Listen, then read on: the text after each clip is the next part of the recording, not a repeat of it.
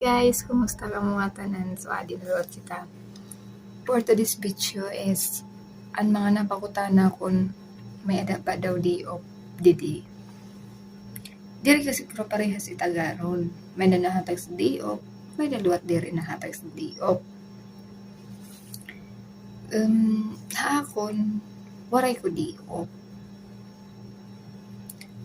Kay ambot sa era kay handati ko no nga iras rugoon may dadi o tapos ano na nga oras na uli tapos nakikita sa mga itik yon wala akong diop pero okay lang sa akin na walang diop kasi hindi naman as in marami yung ginagawa ko dito kasi gigising ako ng 11 or 12 pag may pasok 10.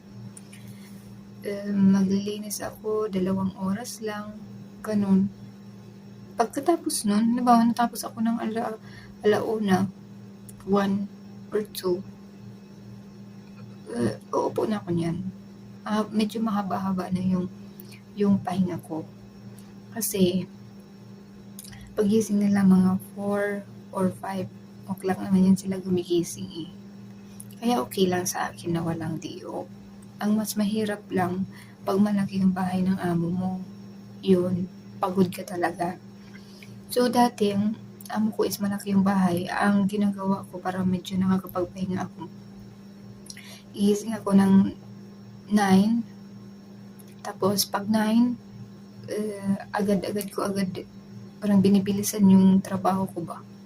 Binibilisan ko agad na matapos yung paglilinis ko, yung pagtatrabaho ko para matapos man yung trabaho ko paggising nila tapos na. Kasi mahirap kasi kung hindi pa tapos yung trabaho mo tapos magising na sila kasi magkakasabay-sabay. Ikaw lang din ang makapapagod. Ikaw lang din ang mapapagod kasi maglilinis tapos tawag dito, tawag doon, tawag dito, tawag doon. Ganun. Pero dito sa amo kong bago, okay naman. Kasi maliit lang yung bahay. So, ang linis ako ng 2 hours. Ganun. Uupo na ako niyan. Hintayin ko na lang na magising sila. Pagkising nila, yun, tatanungin ko na kung anong gusto nilang kainin. Ganun. Kaya sa mga nagtatanong, bihira lang ang may dio. Depende lang yun sa amo. Kasi may amo na sumusunod talaga sa kontrata, bibigyan ka ng dio. Pero